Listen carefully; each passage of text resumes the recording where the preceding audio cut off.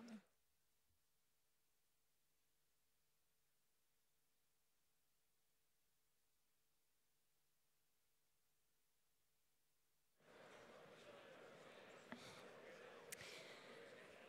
Welcome back. Velkommen tilbage.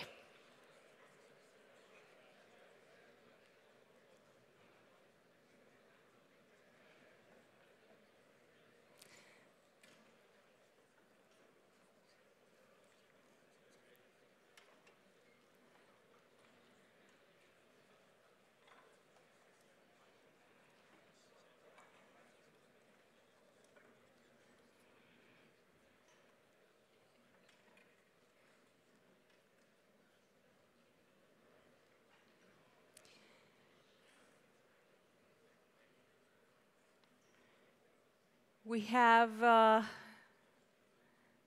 talked a bit about what the world is coming to. Mentioned oil prices, geopolitics, Russia, interest rates. There's enough to deal with. Hilde Jenssen has certainly felt everything there is to deal with in the past year, joining SKAGEN Fund a year and a half ago. She's portfolio manager of the SKAGEN Kon-Tiki fund. And in the next half hour or so, she'll be addressing some of the thoughts she has on the challenges that we have faced on the emerging markets the past year, and also how to deal with these challenges in the year ahead. Please welcome Hilde Jenssen.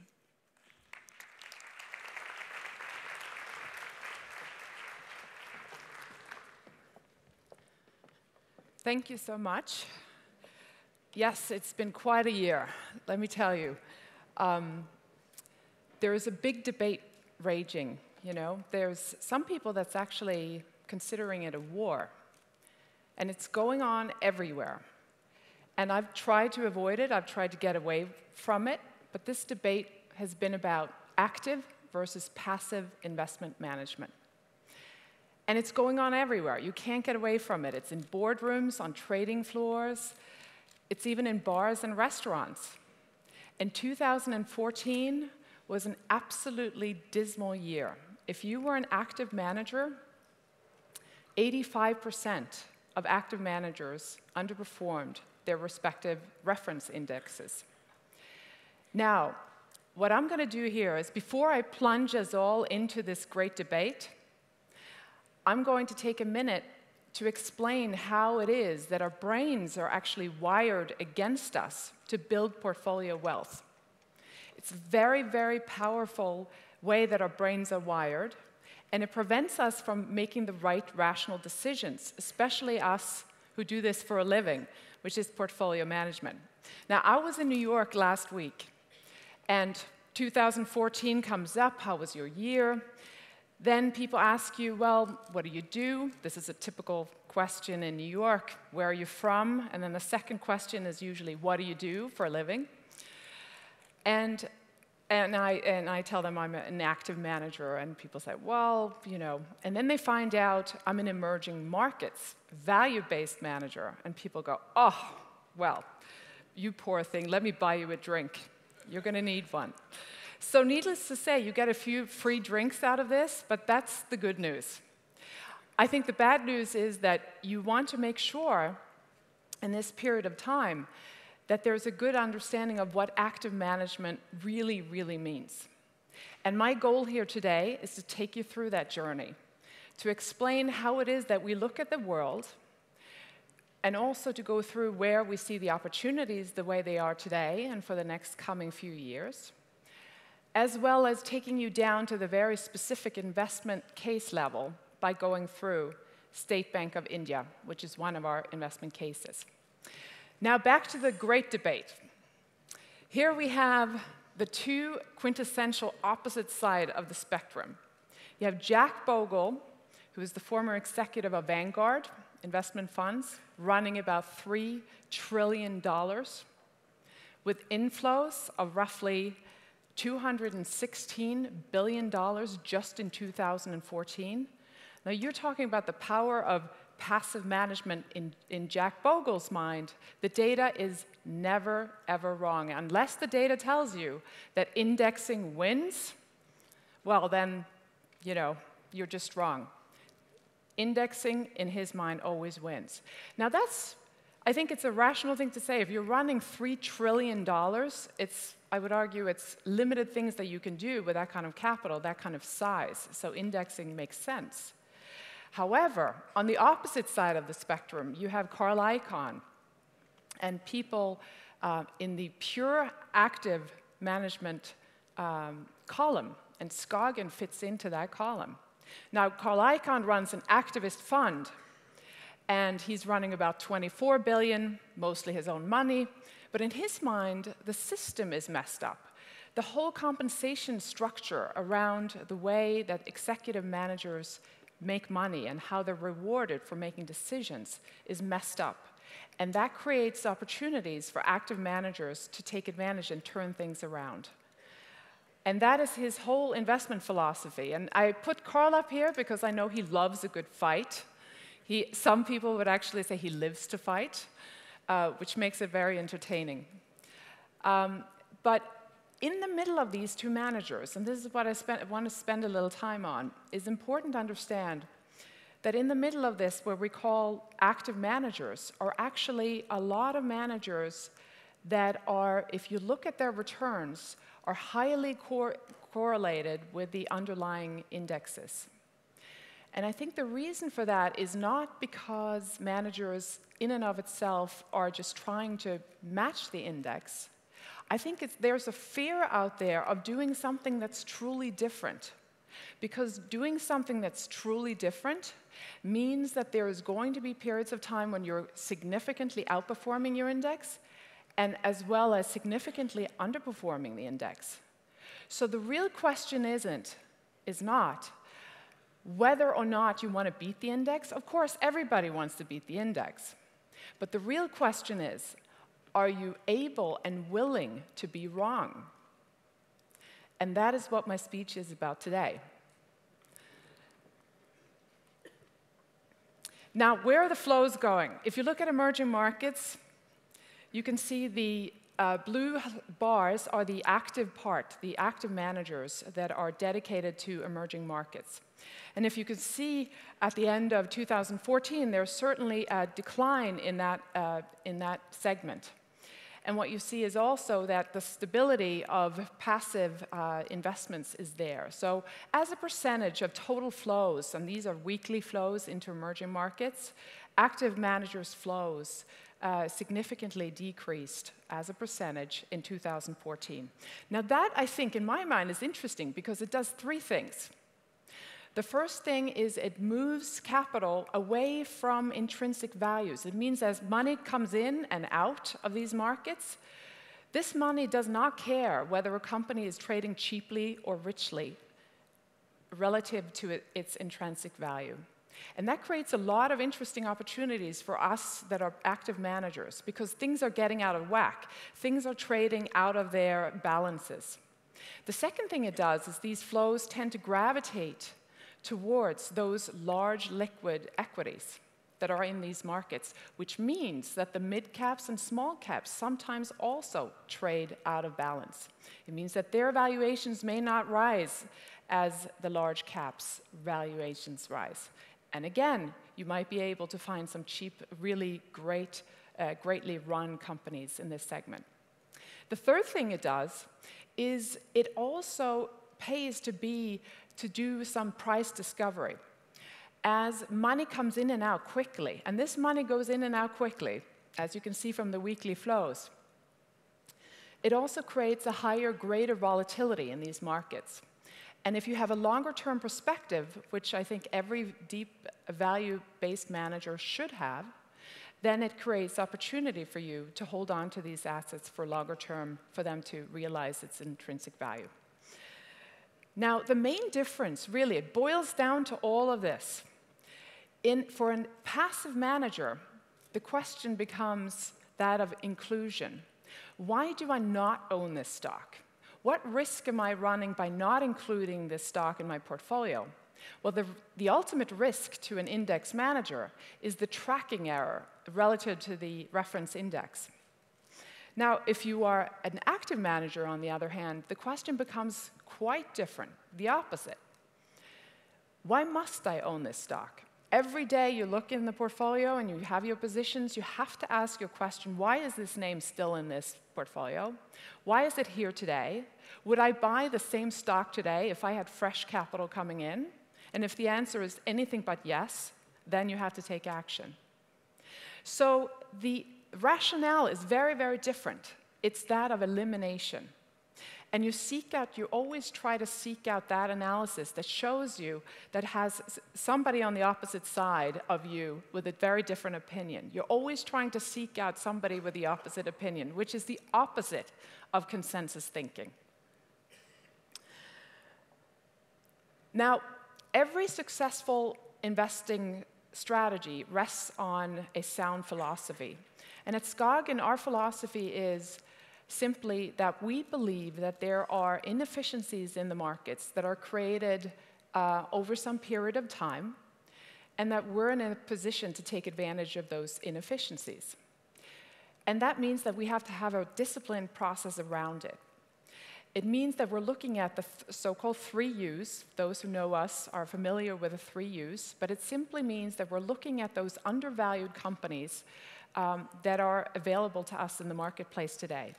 And our mandate is so broad, we can go anywhere in the world. We can go in emerging markets, we can go to developed markets, looking at those companies that are maybe listed in developed markets but have exposure to emerging markets. And by being that fluid, that leaves the world open to us for opportunities.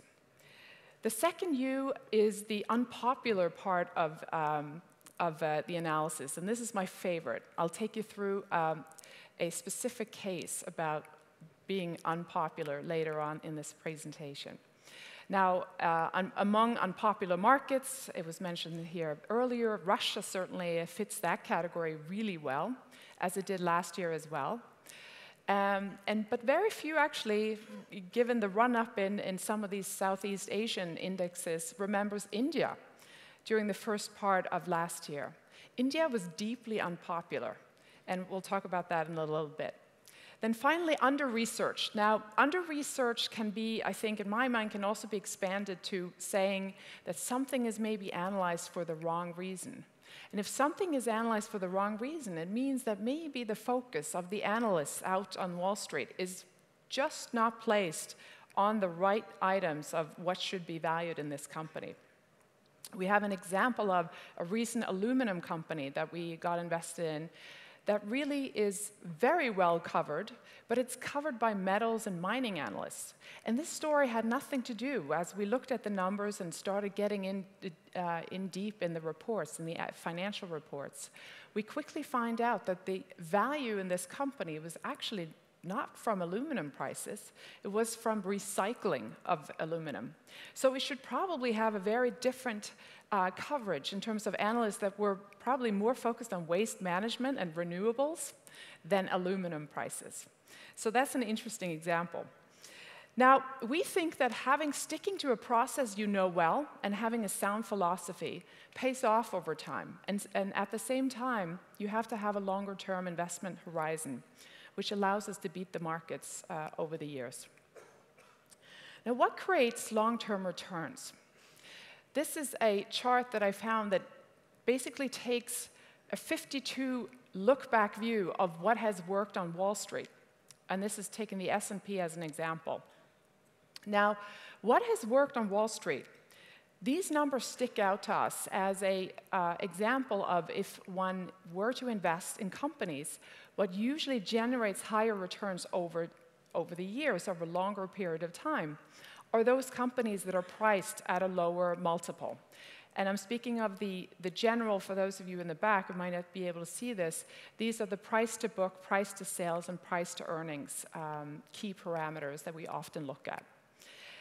And so to be very specific, if you put $100 to work 52 years ago, and you were to get into the so-called, what we now call growth stocks, those are the very highly valued companies with high price to sales, high price to earnings, and high price to book ratios, you would have made $1,620 in 52 years. That's 16 times your money. Not great, not bad. It is what it is. However, had you gone into the lowly priced and lowly valued companies, then you would have had a very different return profile. You would have made $164,000. So with 1,640 times your money, then I think that starts to look like something. Now, clearly, you can go through a period of times when these low-priced, lowly valued companies will underperform. And that's exactly what's happening during the last 5 years. That has been the case. Value has underperformed growth. But we believe, have you had a longer time horizon, that is certainly going to normalize over time. And on the topic of time horizon, this gets interesting. John Maynard Keynes was onto this when he said, well, you know, there is a peculiar way for human beings to discount things in the future at an extremely high rate. And the reason for that is that we're wired to assume instant gratification and place a very large value on things that we can value and enjoy today, as opposed to things that we can value and enjoy 3 to 5 years from now. And that causes us actually to make irrational decisions. Take a look at these numbers. These are, if you look at the New York Stock Exchange and the average holding period of stocks dating back to 1940, the average holding period per share in the New York Stock Exchange was 7 years. So 7 years, a lot has happened since then. You can see from the global average now, as of last year, the global average holding period was down to 3 months. Now, one can argue that there's good reasons for this. You have access to technology, trading, execution is a lot easier. You have program trading, you have what have you. You have all the ability to do instantaneous transactions, which causes people to hold on to shares shorter. But I also think there's actually a more behavioral aspect to this as well, not just technology. And the behavioral aspect is that, again, our brains are just wired to cause gratification short term. So let me give you a specific example. A few years ago, there was a research project done out of Princeton University where a survey was going out to students, and these were business school students, so arguably they should be rational people. And the question was, there was 2 choices. First choice is, you have $100. Would you take that $100 today, or would you rather take $200 a year from now? And the vast majority of people came back and say, oh, I'll take the 100 today, because God knows what happens next year. I'll take the 100 today. Now, the same question was asked for the same student body. Would you rather take 6 years from now $100, or would you take $200 7 years from now? Do you know what happened? The vast majority of students said, I'd rather take the 200, which is a rational decision. When you think about it, what we're wired to do is, if we're forced to make short-term decisions, it forces us to get into an irrational mode. It actually has a physiological reason, a connection to the brain, and that is the frontal cortex of the brain releases a feel-good chemical short-term. It's called dopamine. And that should tell you something about us that are in the investment community. But dopamine is a feel-good chemical that makes human beings make irrational decisions short-term. When a choice is pushed out a few years, that causes us to look at things much more rationally, which this research experience shows. I thought it was interesting because I think it relates very much to what we do every day in our business. Now, analysts also suffer from the dopamine syndrome. Take a look at this. These are estimates in the current fiscal year as well as the next fiscal year. And as you can see, the dominant number of estimates out there, analysts are super focused on current year and next year. But then it drops off a cliff. If you're looking out 2-3 years from now, all of a sudden there's no estimates. The focus is incredible on short-term results, and it makes sense. Companies are valued on quarter-to-quarter basis. Analysts are paid bonuses every year. Managers are evaluated every year. Today, I'm standing here talking to you about next year, the following year. But you see how it's artificially, our business is artificially carved up in different time horizons. And they're very, very short on average, which explains this graph. Now, we think, though, that if you can stick to a longer-term strategy, it helps you to overcome those short-term irrational choices. And we think that by doing that, you have the shot of significantly outperforming the index over time. And not just outperforming the index, but more importantly, create superior risk-adjusted absolute returns. Now, we're based in Stavanger, Norway. I don't know how many of you have been there in this audience. But Stavanger, Norway is not necessarily, surprise, surprise, the, should I say, the navel of the financial epicenter of the world. However, we're based there because we want to try and get away from a lot of the short-term noise in the markets. And we also are certainly far away from the media in that regard.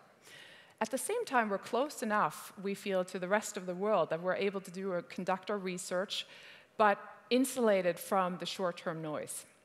Now, what I want to show you is that, alas, not even Stavanger is insulated from being invaded by Bollywood stars, as the following video shows. Is there sound to this? That would be great. Should we try it again? Now this, by the way, before I forget, this was shot at the top of the something called the Prekestolen, the pulpit, which is right outside Stavanger. And it is a short cruise and a couple of hours of hike up.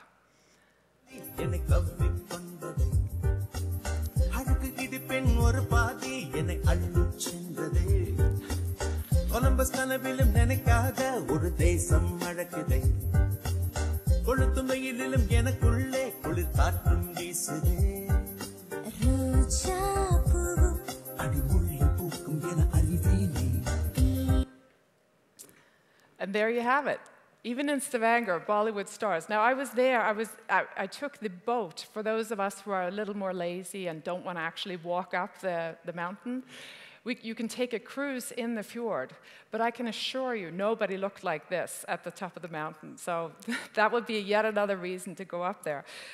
But interestingly enough, when I talk to people about what we do at SKAGEN, I'm often met with the reaction, well, emerging markets, we don't really do that. That's kind of a niche-y thing. You know, you guys are in these sort of, markets that who knows what happens there.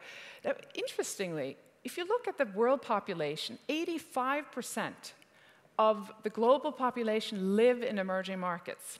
More than 50% of the global GDP is generated out of emerging markets. More than 50% of the energy consumption and the industrial production is done out of emerging markets. So you're telling me that this is a niche product? I think this is the bulk of humanity as well as economic activity, and it should have a place in every portfolio. Now, the next speaker you'll hear is going to tell you all about how emerging markets is a bloodbath, and I love that because the bloodbath is how we thrive. We go in and put capital to work exactly when other investors are fleeing the markets. But as you can see, the growth is coming predominantly from this area of the world, which will continue, as well as the general shift towards as classes get, as the market, the middle class becomes more dominant part of the market. It also causes the consumption to shift into much greater sense into emerging markets. Now, if you look at the world population, this is UN figures going out to 2025. Out of the 7.98 billion people estimated, more than half of that is going to come from the consuming class, and this is called the above the poverty level into the middle class. And interestingly, again, about half of this growth, half of this by 2025, is going to come from emerging markets. Now, all this growth, though, has come at a great cost in emerging markets, and that, I think, is also part of why when people speak of emerging markets, the super cycle, the commodity cycle is over, now what? What are they going to do? I think it's part of a natural evolution. As markets become more developed, they start converging in terms of their returns. It makes absolutely sense. And that's exactly what's happened to the emerging markets. Now, however, if you look at evaluations, a much greater risk premium is built into emerging markets than has been in developed markets, as you can see from the gap in terms of price to book. And that has been becoming wider and wider, which is interesting to us. And I think at some level, it will start converging again. Now, if you look at just last year, it certainly wasn't an easy year, which explains some of the flows that we saw earlier into and out of emerging markets. Clearly, developed markets with the US as a leading index appreciation really dominated the picture. And then you have, at the opposite side of the spectrum, you have Russia and Brazil as the obvious outliers. So for those of us who operate in those markets, it was clearly an interesting year. Now, and that also explains why this graph looks the way it does. For the first time in some time now, funds are again underweight emerging markets. Now, I thought I'd include this graph because as we're talking about passive versus active management, Japan is an interesting example. And you could say Japan is a developed market in many ways. However, if you look at the capital penetration of how things are traded and how things are covered and how well companies are understood at the ground level, there is much work to be done. We calculated that there is roughly a dozen analysts on top of the more than 2,000 publicly listed companies in Japan. And if you look at the region, look at how diverse this country is. You have the Kanto region, which also includes the greater Tokyo region, which is basically, in terms of economic size, the same size as Brazil at $2.5 trillion US. It's pretty fascinating. And then you have, on the opposite side of the spectrum, you have the western region of Chugoku, which includes Hiroshima, and that is on the same size with the United Arab Emirates. So if you carve up a country like this, I think this chart brings it home how diverse it is. Now, I'll take you through a very concrete example of being a contrarian investor. And I hope to bring it all home with the process of how we look at investment opportunities and how we execute on them. State Bank of India is a 208-year organization. Been around for a long time, obviously has long relationships, but has also, during the years, had varying degrees of success in growing in a, shall we say, profitable manner.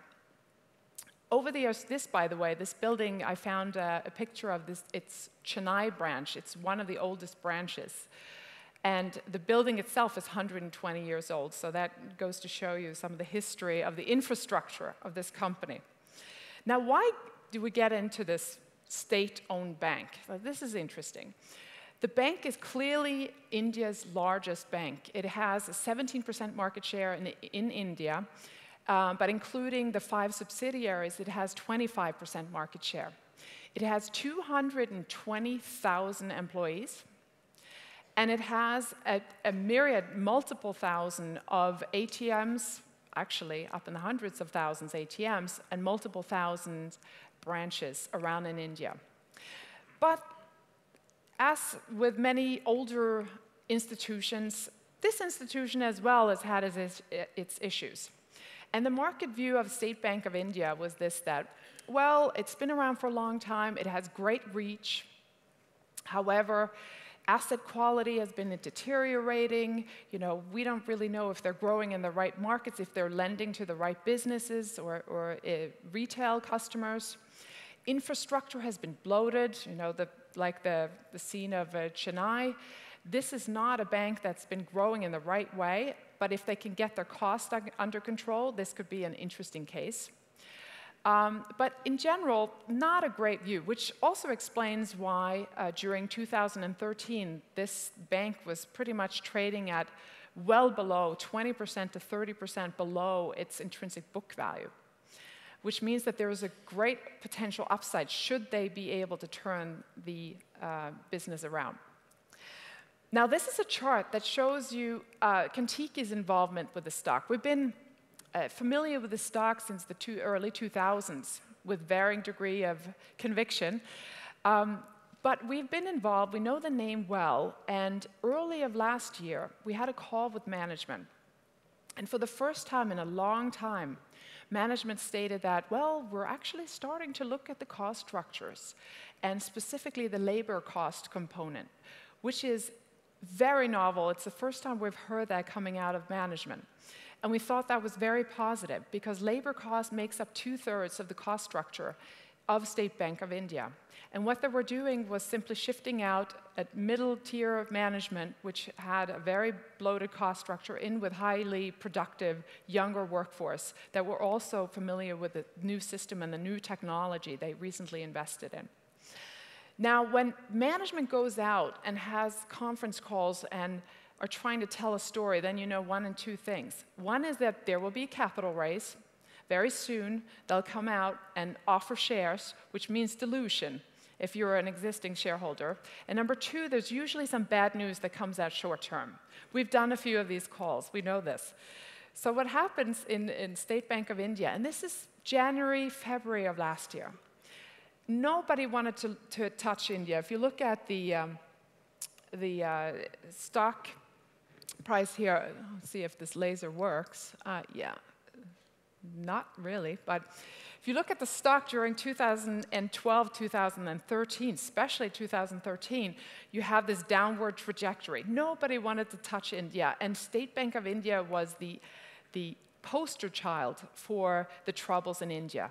Remember, this is way before presidential candidate Modi came on scene and started talking reforms. Nobody knew that this was going to come in, which also explains why the stock traded the way it did. The green line shows you Kon-Tiki's involvement with the stock, and this is our position in the stock as we started buying more and more shares back in 2013 as the stock collapsed. Now, the spike in 2014, after this call, sure enough, there was I get a phone call, there was a capital raise. State Bank, the state is selling its share down to 61%, back from 65%. The bank had a capital infusion by the state a little bit earlier. And what they wanted to do is just bring the state ownership down. So they were offering existing shareholders the opportunity to buy some shares from them. The question you always ask yourself when you get this phone call is, why is the state selling out now? What do they know that we don't know? And it gives you a little bit of a sort of reality check that you probably want to just recheck your work and make sure that you've crossed all the T's and dotted all the I's. Now, remember, this is in the early of 2014, the vertical part of the graph for the rest of the year, we didn't know at that point. So all we know is you had this downward trajectory of the stock. It's been doing nothing to trading down, and now they're coming out with a capital raise. We decided to participate.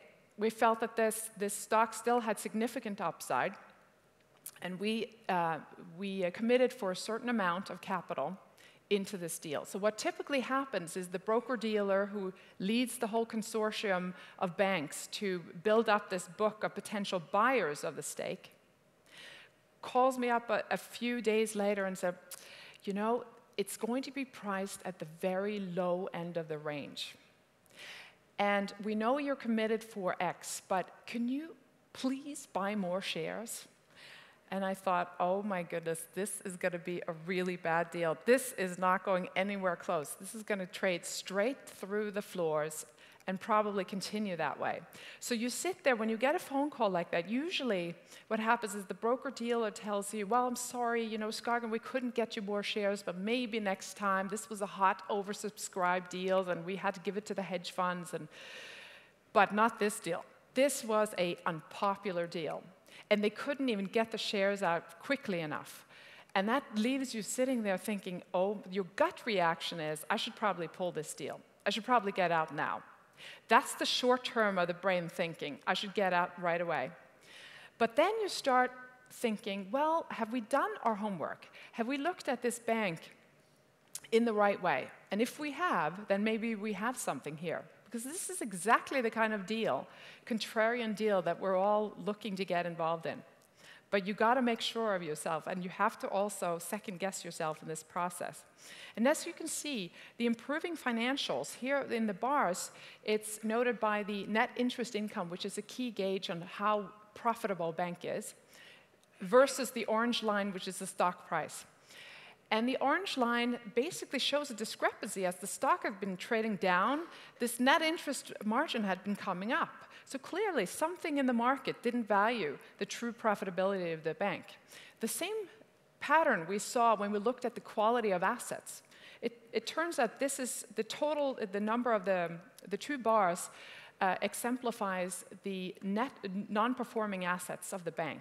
So it's been coming down nicely, at least it had stabilized. So it seems like they were getting the asset quality under control.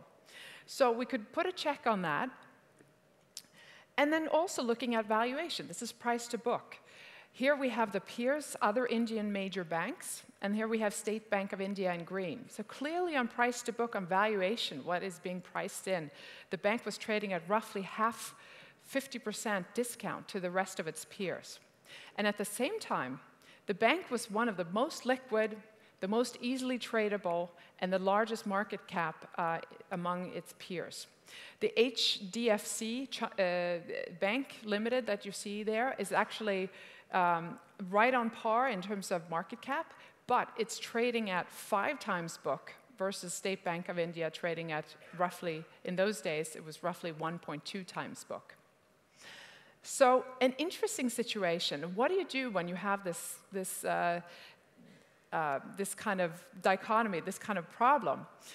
We stuck to our guns. We believed that we had done the right work on the State Bank, and we were rewarded. As you saw from the previous slide, the stock traded up, and it has basically doubled from the day that we took on the deal and doubled our position to today. And one can sit here and say, well, the Sensex was also up about 60%. The Indian index did very well, but State Bank still trounced the index. And State Bank has also become a significant bellwether for how well the reforms are going in India. And I think I'm going to just, as we've heard Vivek Wadhwa talk about technology and how powerful these numbers are when you start getting into these nonlinear situations. State Bank of India has 411 million accounts. 411 million accounts. I say that twice because it's a staggering number. There's about 1 billion smartphone subscribers in India today. About 1/3 of all the internet banking transactions are done on mobile network. And if you think you have a distribution network of 411 million people, different accounts, then you have something. Then there is a business that can grow way beyond traditional banking onto this platform. And we think that that is the heart of the future trajectory of the stock. So I'll leave you with the thoughts. The thoughts is to embattle our brains to do the right thing longer term, and also the fact that passive and active managers can actually coexist, because interesting opportunities are created for those active managers who are willing and able to be different and sometimes make a decision when it hurts a little bit. Thank you very much.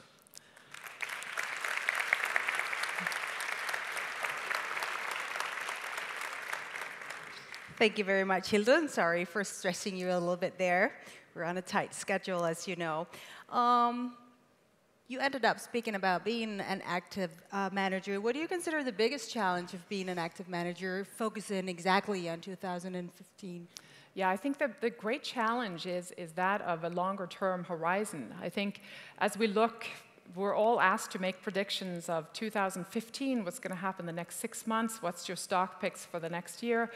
But assets don't evolve generally in a linear manner in the next 6 to 12 months. Assets sometimes take time, and they take a nonlinear trajectory in terms of reaching its intrinsic value.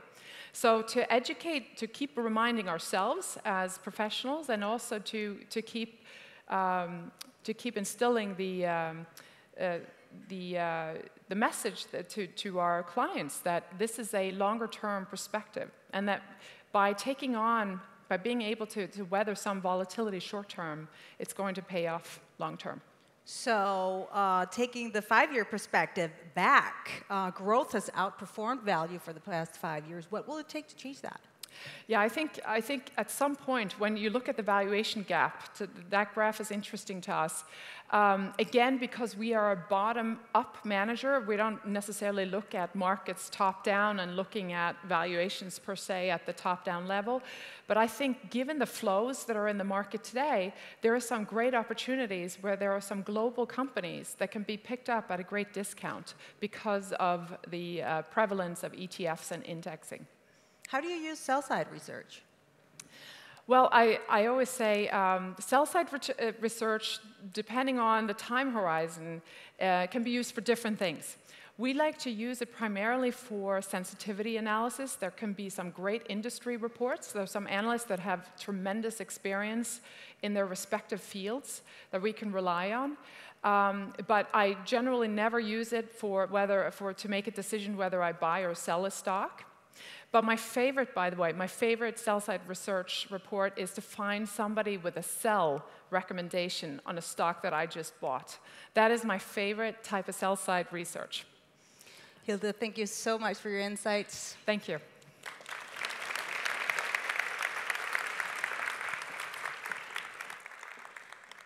Now, I don't know how many of